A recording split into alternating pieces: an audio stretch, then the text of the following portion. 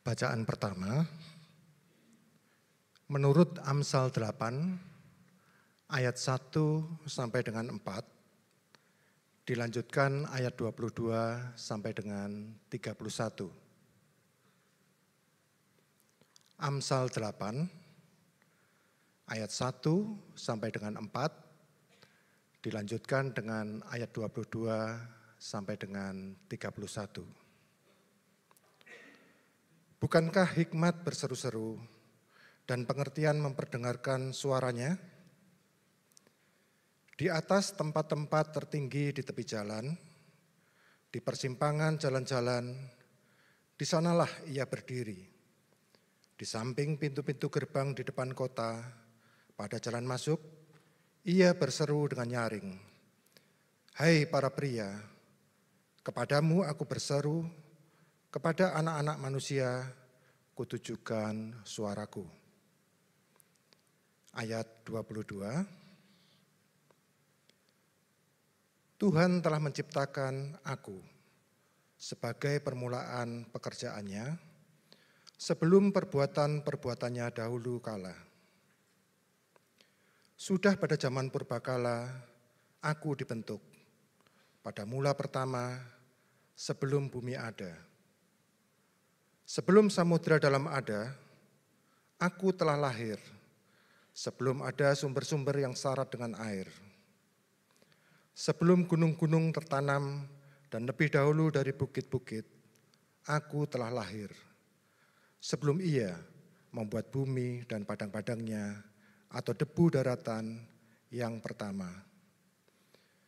Ketika ia mempersiapkan langit, aku di sana. Ketika ia menggaris kaki langit pada permukaan samudra dalam, ketika ia menetapkan awan-awan di atas, ketika ia membuat mata air samudra di bawah meluap, ketika ia menentukan batas untuk laut, supaya air tidak melanggar titahnya, dan ketika ia menetapkan dasar-dasar bumi, aku ada sertanya sebagai anak kesayangan. Aku menjadi kesukaannya setiap hari, dan senantiasa bermain-main di hadapannya. Aku bermain-main di muka buminya, dan anak-anak manusia menjadi kesukaanku. Demikianlah sabda Tuhan. Syukur kepada Allah.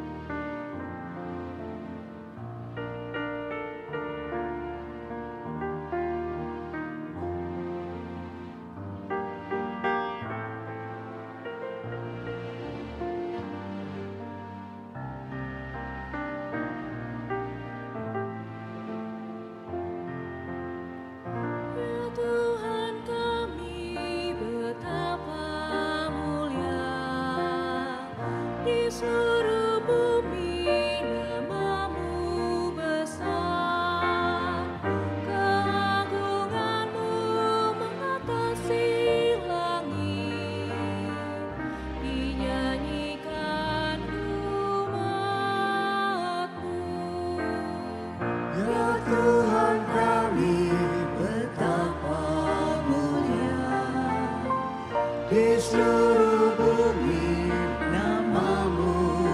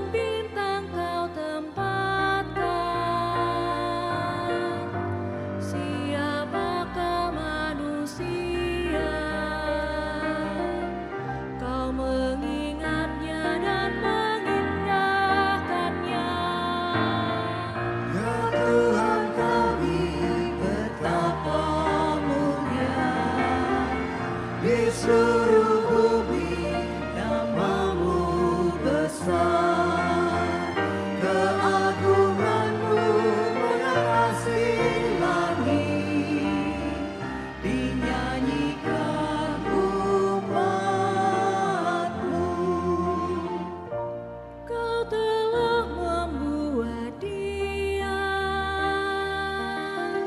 hampir serupa dengan Allah. Kau memahkotai dia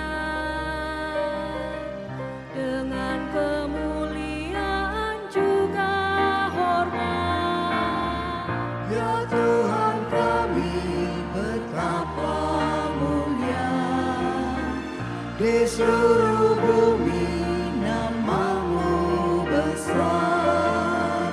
Keagungan-Mu mengatasi langit, dinyanyikan umat-Mu.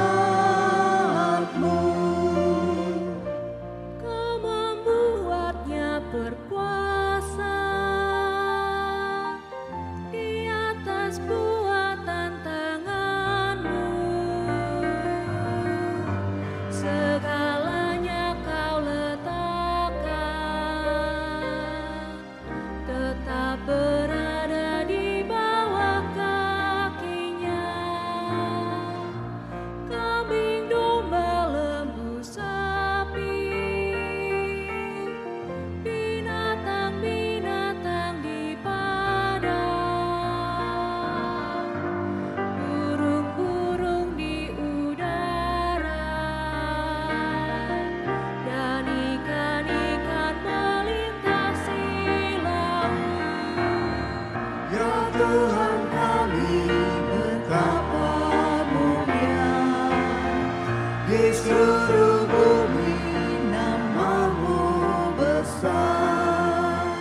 Keagungan-Mu mengatasi langit, dinyanyikan umat-Mu.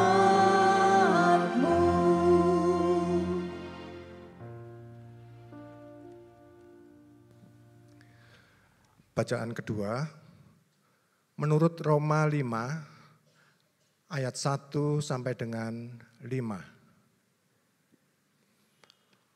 Roma 5 ayat 1 sampai dengan 5. Sebab itu, kita yang dibenarkan karena iman, hidup dalam damai sejahtera dengan Allah melalui Tuhan kita, Yesus Kristus. Melalui Dia, kita juga beroleh jalan masuk oleh iman ke dalam anugerah ini.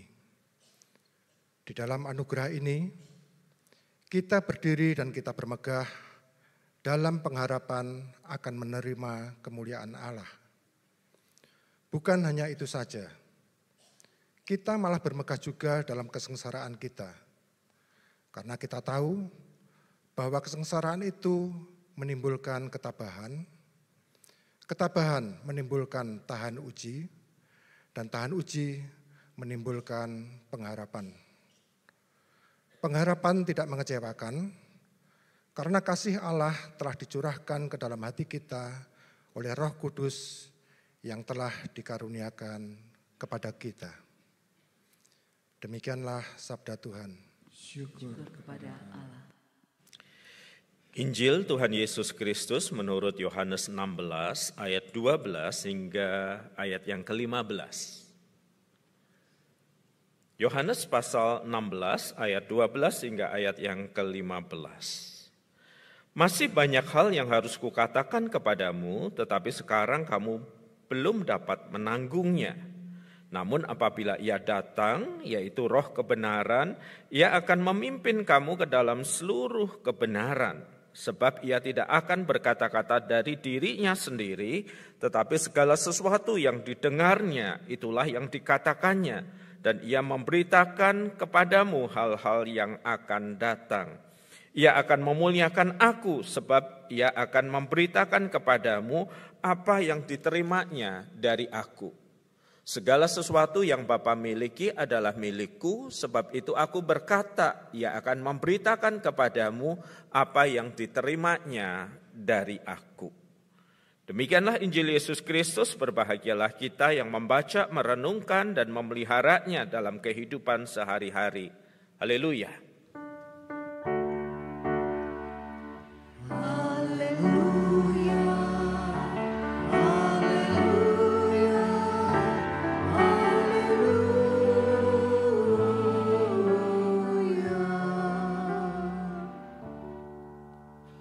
Bapak, Ibu, dan saudara sekalian, khotbah ini akan didasarkan pada Yohanes pasal 16 ayat 12 hingga 15 yang tadi saya bacakan bagi Bapak Ibu.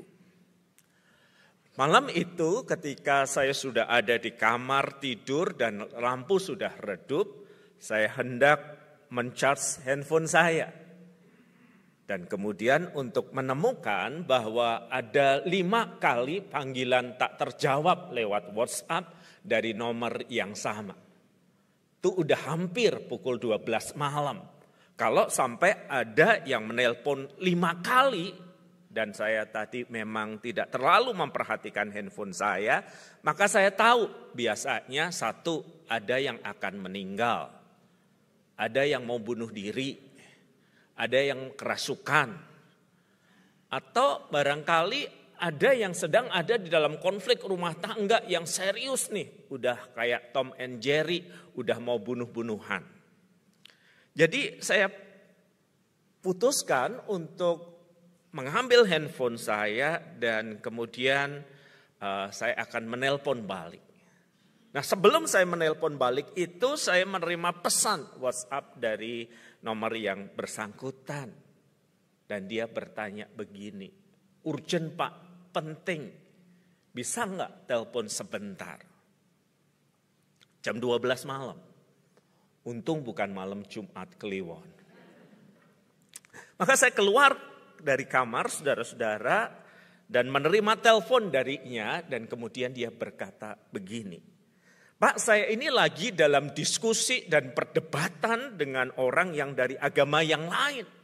Dan di puncak perdebatan itu teman saya bilang gini, kalau kamu bisa menunjukkan 1 ayat saja dari Alkitab yang ada kata Tritunggal atau Trinitasnya, besok pagi saya mau pindah gereja.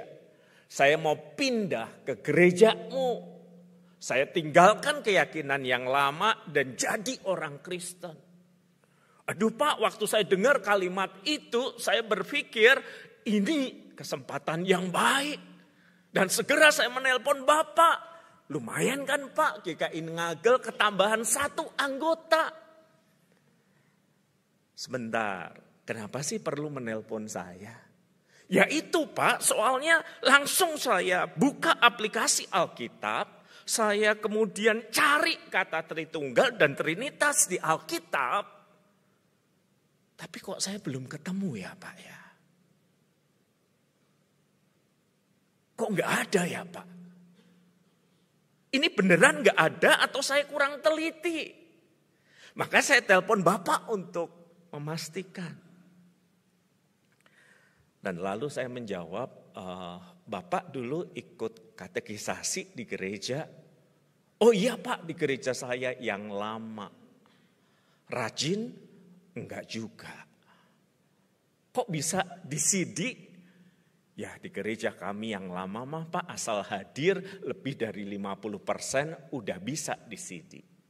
Ada ujian tertulis atau percakapannya dengan penatua? Di gereja lama enggak Pak. Oh. Kenapa emangnya Pak? Saya bilang kalau Bapak ikut katekisasi, misalnya di GKI Ngagel, Bapak akan tahu bahwa kata Trinitas atau Tritunggal itu, kata itu, frase itu, gak akan Bapak temui di Alkitab. Saudara, dia seperti terkejut lalu berkata, yang benar Pak. Saya bilang, saya gak bercanda nih, ini udah hampir 12:30 malam. Sebagian nyawa saya udah tidur nih. Saya nggak lagi guyon nih. Loh kalau kata itu nggak ada di Alkitab, jadi selama ini yang kita yakini apa Pak? Dan lalu saya tanya, selama ini yang Anda dengarkan di GKI Ngagel apa? Hening agak lama, lalu dia berkata, ya sejujurnya saya agak jarang juga sih Pak ke gereja. Tapi Bapak benar ngomong bahwa kata Tritunggal, Trinitas itu gak ada di Alkitab. Saya bilang iya.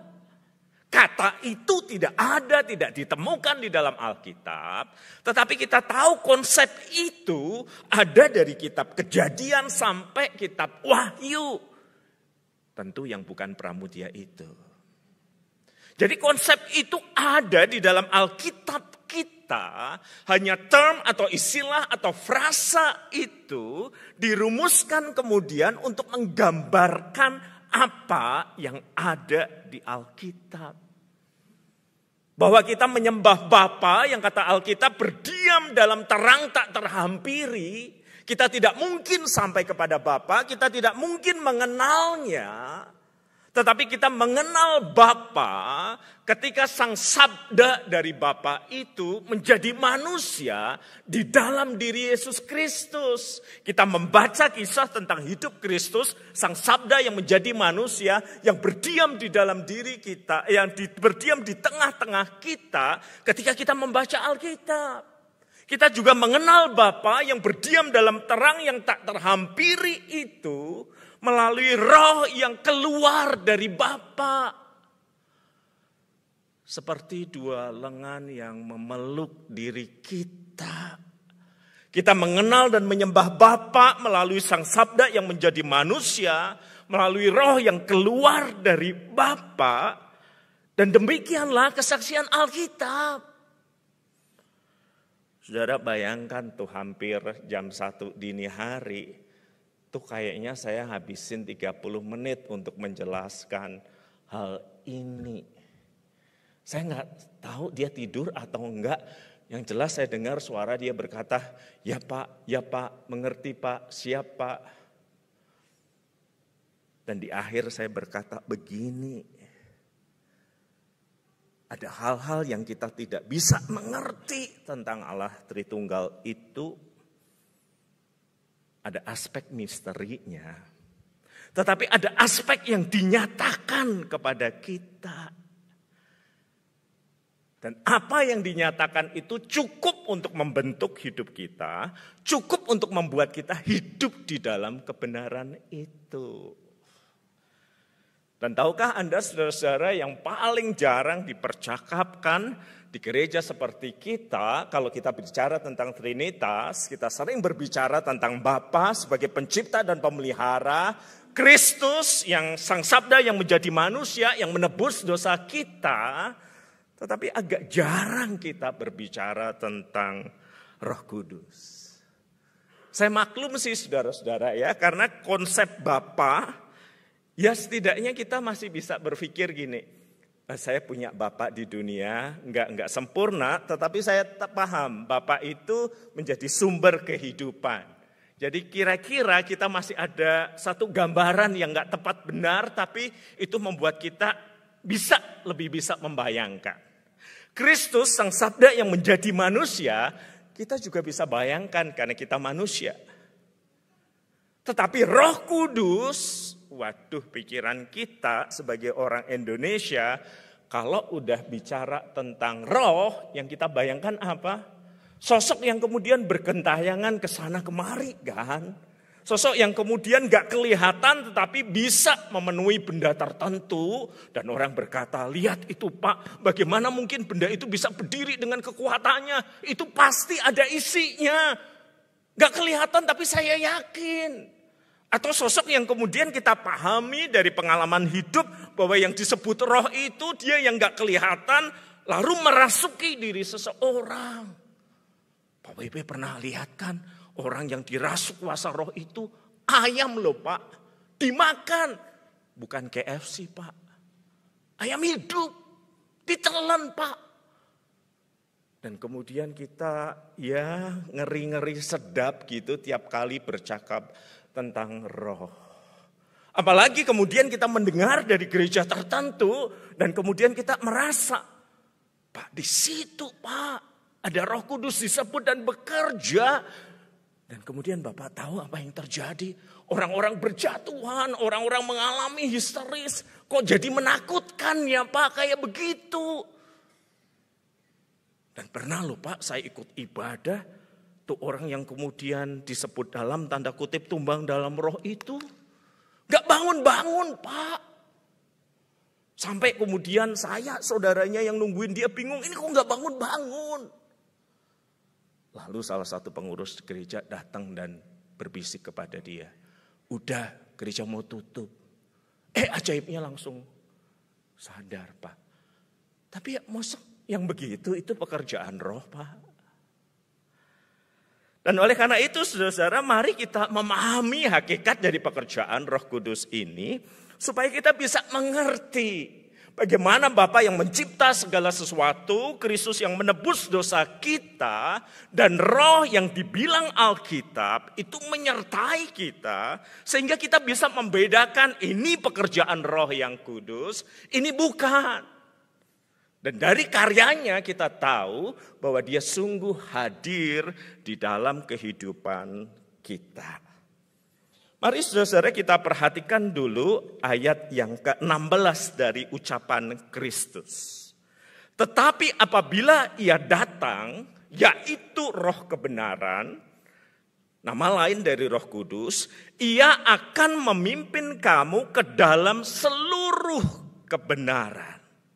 Nah, yang pertama saudara-saudara, Roh Kudus itu memimpin kita, orang percaya, ke dalam seluruh kebenaran. Nah, hal yang Yesus katakan adalah hal yang baru.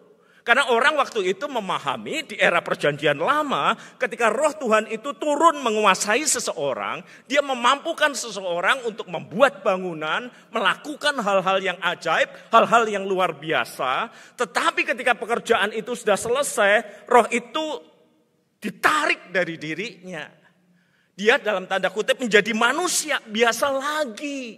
Tetapi menjelang akhir dari pelayanannya, Yesus menjanjikan bahwa Roh itu akan turun ke atas hidupmu. Gambaran dari Minggu Pentakosta, Roh yang digambarkan seperti nyala api itu hinggap dan tidak naik lagi.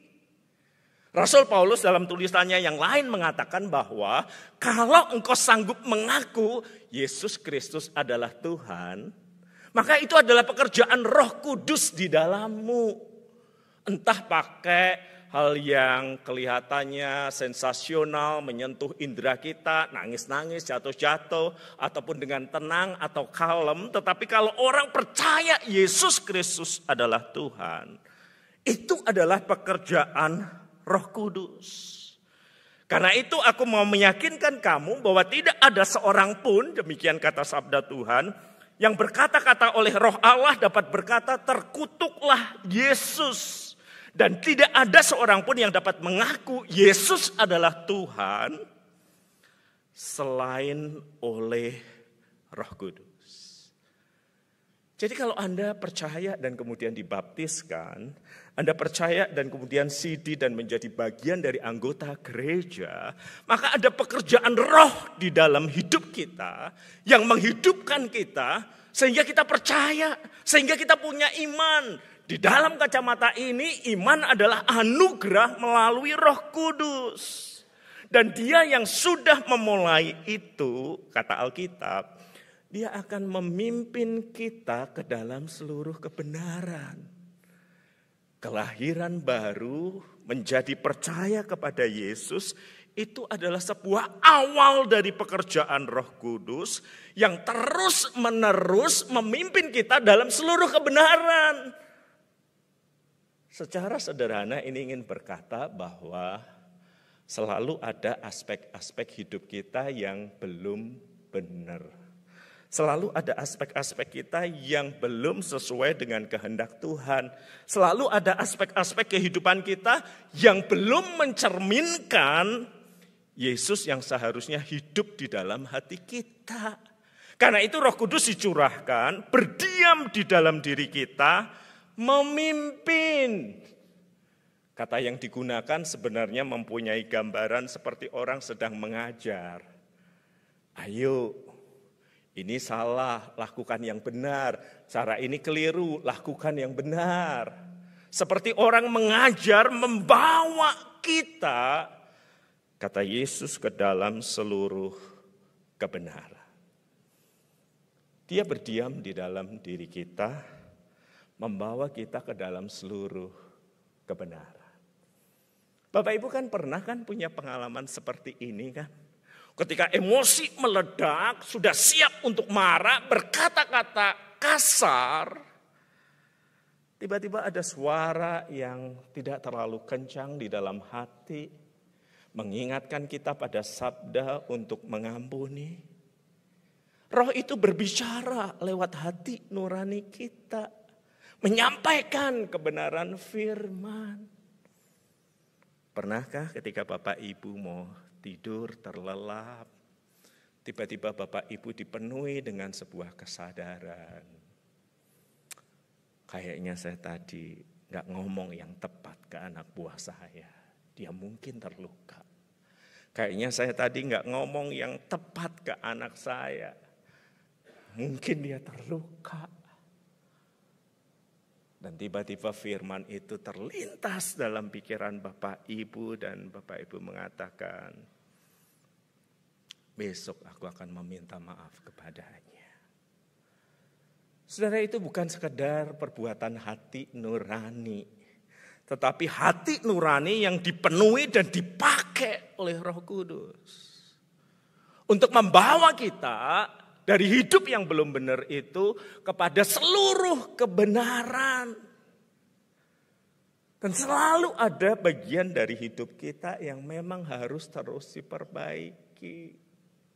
Lepas dari klaim kita udah penuh Roh Kudus atau tidak, lepas dari kita dipakai Tuhan dengan tanda-tanda yang sensasional itu atau tidak, dengan karunia yang sensasional itu atau tidak, tapi jangan lupa, kita masih dalam proses perbaikan terus menerus. Dan tidak boleh mengklaim sudah selesai. Selesai acara wisuda itu, saya periksa pesan yang masuk di akun Instagram saya. Datang satu pesan nih, dari seorang yang ngikutin akun itu. Lalu dia bertanya, susah gak Pak kuliahnya? Saya bilang gak susah kok, paling juga kena panic attack. Dia ketawa karena dia udah baca kisah hidup saya kan. Lalu kemudian dia nanya, Pak WP tahu gak ada sekolah yang gak terlalu susah? Tiba-tiba dokter gitu. Kan keren kalau ditaruh di depan nama gitu ya. Oh saya bilang ada, kamu baca berita aja tuh. Kayaknya di sebuah kota besar di Indonesia ada tuh. Enggak Pak, maksudnya yang teologi ada enggak Pak?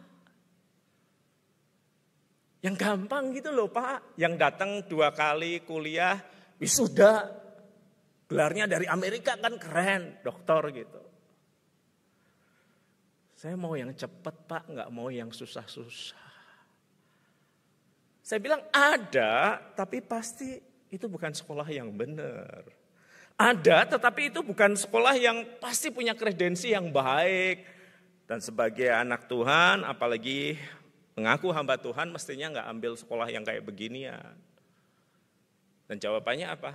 Tapi saya butuh cepet Pak, yang gampang aja. Sudah tahu begitu saya cek profilnya, orang ini siapa sih? Oh, saya kaget. Dia ada di sebuah gereja yang banyak bicara tentang manifestasi kuasa Roh Kudus, kepenuhan Roh Kudus, pekerjaan Roh Kudus yang dahsyat dan hebat, dan segala hal yang sensasional itu. Dan pasti dari posting-postingnya saya bisa menangkap kesan dia ingin mengatakan bahwa dirinya dan gerejanya yang paling penuh dengan kuasa Roh Kudus itu. Jadi saya saya DM lagi. Kamu kan sering khotbah tentang kuasa Roh Kudus. Supranatural.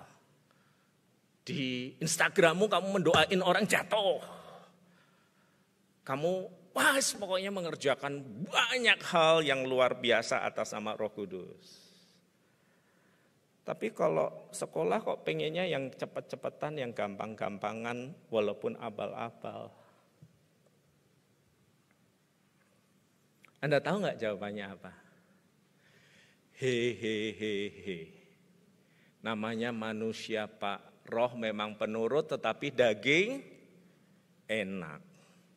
bukan daging lemah. Oh saudara, saya tidak hendak mengklaim bahwa saya sudah selesai ditangani, dikerjakan oleh Roh Kudus di dalam hidup kita. Enggak, kita enggak selesai. Anda dan saya belum selesai.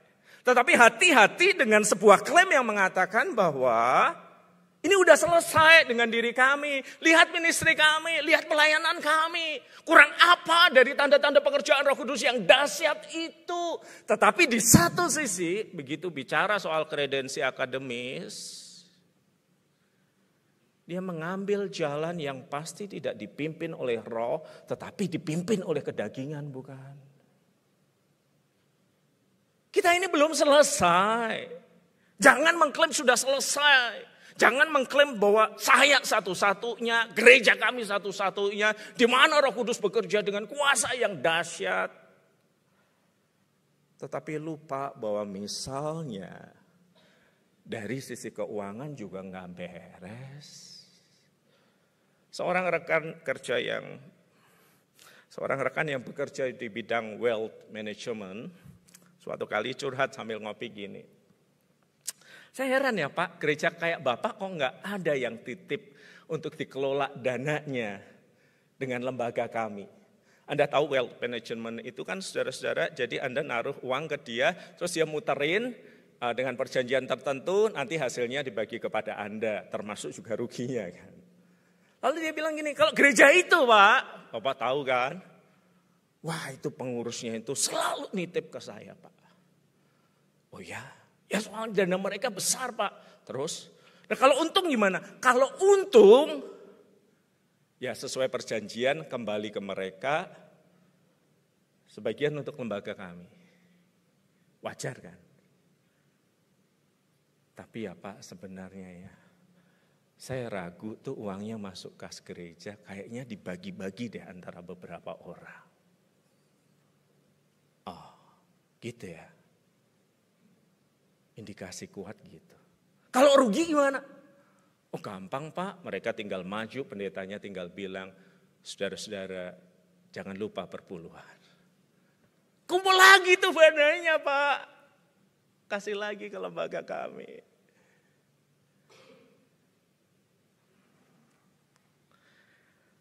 Sedih sih saudara-saudara.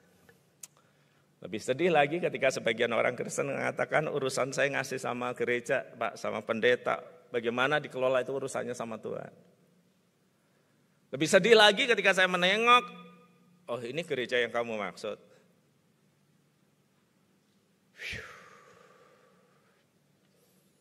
Antara klaim dengan realita jauh. Kita semua begitu. Kita semua belum selesai.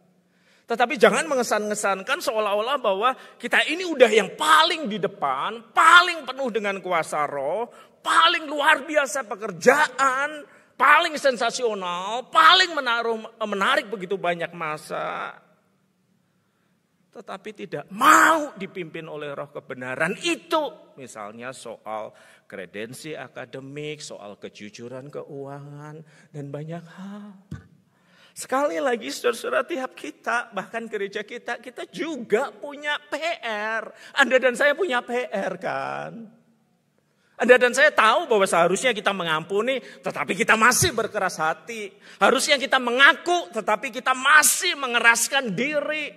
Harusnya kita melakukan apa yang seperti firman katakan, tetapi kita bilang gak mau.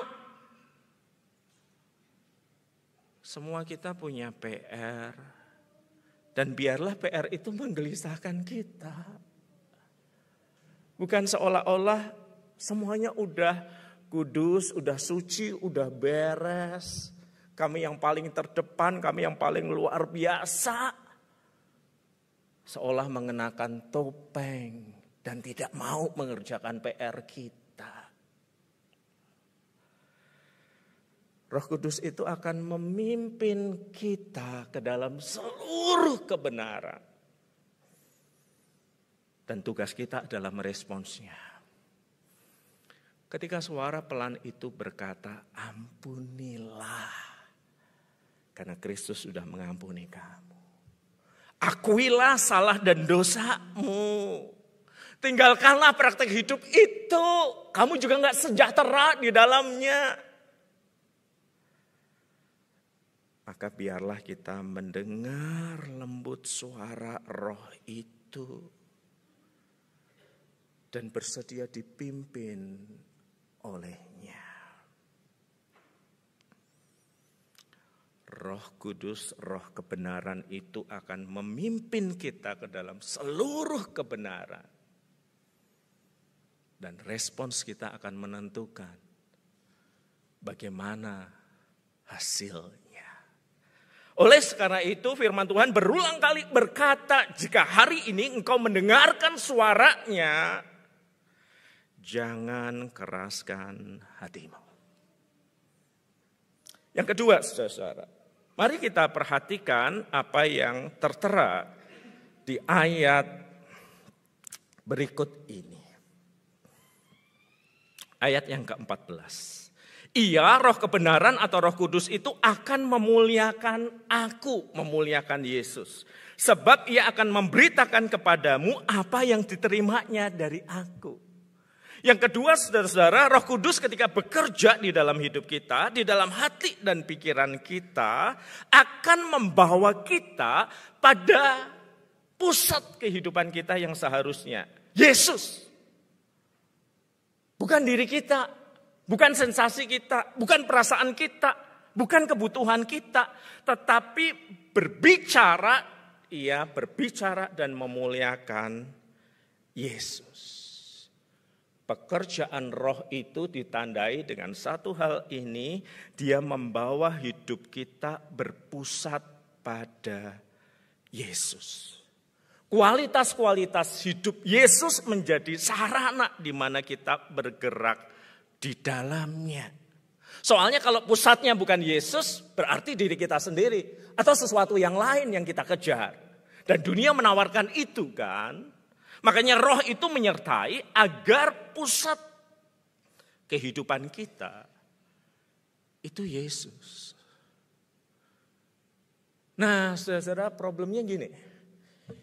Problemnya kadang-kala orang lebih menyukai sensasi, pengalaman estetik tertentu yang memuaskan diri sendiri, yang sangat self-centered, daripada bergerak ke arah Yesus. Mengubah diri kan gak gampang, tetapi merasa mendapatkan jamahan, disentuh tergetar, disentuh nangis, disentuh jatuh, itu kan lebih mudah gitu ya. Dan lebih memuaskan indera kita ya. Tetapi kalau mengerjakan seluruh kebenaran itu, diproses ke arah serupa Yesus kan susah. Karena itu berhadapan dengan kesombongan diri kita. Yang berkata, saya sudah sejak lahir gini Pak, masalah buat Anda. Oh enggak masalah bagi saya, masalah bagi istri, suami atau anak Anda. Oh kalau mereka enggak mau terima saya, ya udah Pak, saya memang kayak gini. Situ mau apa? Gitu. Pengen cupit kan, pakai tang. Jadi Roh itu membawa hidup kita terpusat pada Yesus. Nah gini saudara, suatu kali saya diundang khotbah ke sebuah persekutuan di sebuah perumahan di Surabaya. Ya ketika saya datang, saya dibisikin gini, Pak kalau khotbah di sini nggak usah lama-lama ya, 20 menit aja. Wah saya bilang saya bersyukur nih, 20 menit standar GKI zaman dulu. Kalau disuruh 40 menit saya malah mungkin agak berpikir, iya Pak. Nah ketika saya datang, saudara-saudara karena saya menghormati salah satu orang yang mengundang yang saya kenal, wah ini persekutuan mirip gereja sebelah yang highly supranatural gitu ya. Ada pujiannya, ada lagunya, ada orang nangis, ada orang berbahasa lidah dan banyak hal dan that's okay. Saya duduk di situ. Terus kemudian saya dipersilahkan maju, saya berkhotbah. Amin, doa berkat sekalian ya Pak, selesai.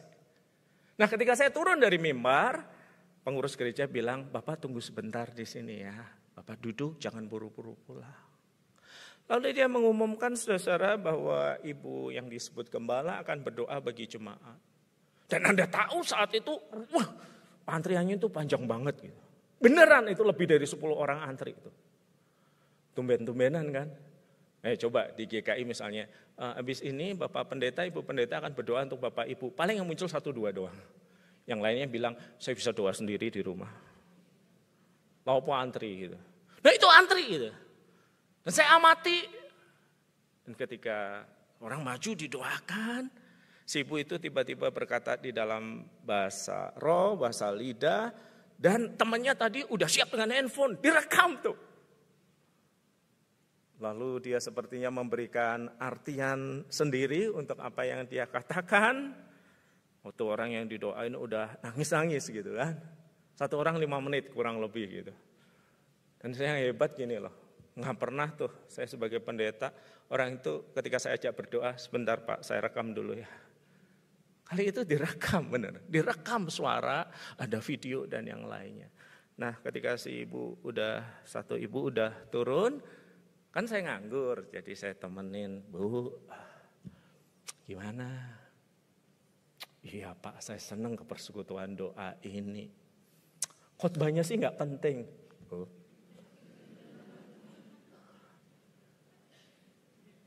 Ya, kayaknya lain kali nggak usah deh khotbah di sini deh. Yang penting tuh saya dapat pesan personal dari Tuhan, kayak tadi. Dan memang ibu ini jamik Pak, beneran.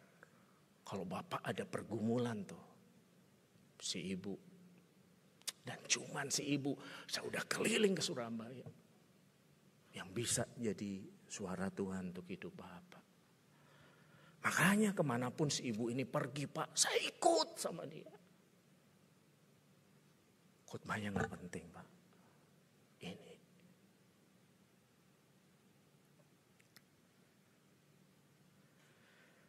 Saya terdiam, saudara memahami bahwa orang bisa punya berbagai macam kebutuhan. Tetapi ketika fokus hidup itu adalah diriku, problemku, dan hanya orang ini yang bisa menjadi solusi perantara dari yang gak kelihatan kepada saya.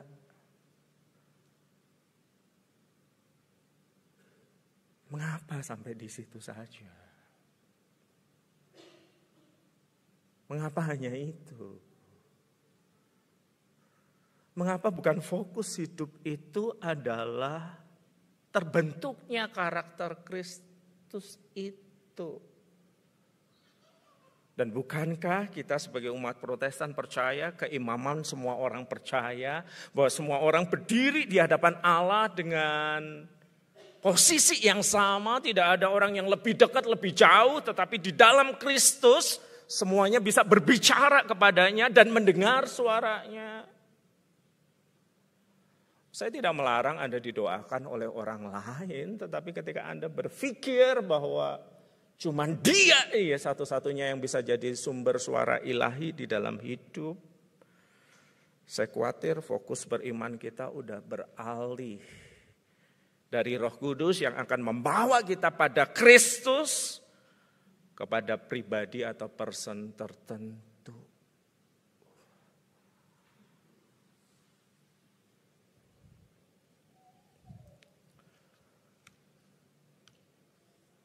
Dan saya yakin kita pernah merasakan dan terus merasakan pekerjaan roh itu, bukan? Sebagai suara lirih yang berbicara dari hati nurani kita, mengingatkan kita kepada kebenaran. Sebagai suara lirih yang memimpin hidup kita makin berpusat bukan memuja ketokohan personal tertentu, tetapi Yesus. Sebagai pribadi yang membuat hidup kita penuh dengan buah-buah dari kehadirannya. Kasih, sukacita, damai sejahtera, kesabaran, kemurahan, kebaikan, kesetiaan, kelemah lembutan, dan penguasaan diri. Transformasi pribadi seperti Kristus. Kita belum selesai. Dan kita barangkali tidak pernah selesai. Dan tidak perlu berpura-pura sudah selesai. Paling penuh dengan kuasanya. Tetapi mari kita sambut pekerjaannya. Yang membawa kita ke dalam seluruh kebenaran. berarti yang salah harus diperbaiki.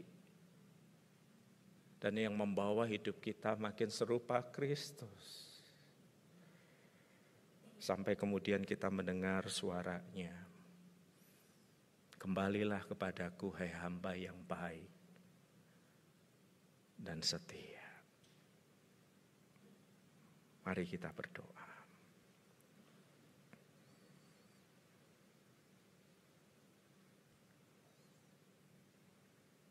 Roh Kudus, jamalah hidup kami. Kami semua belum selesai.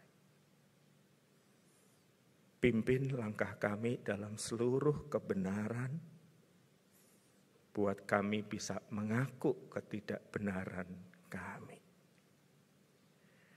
Pimpin hidup kami pada hidup Yesus. Lebih dari semua sensasi, perasaan.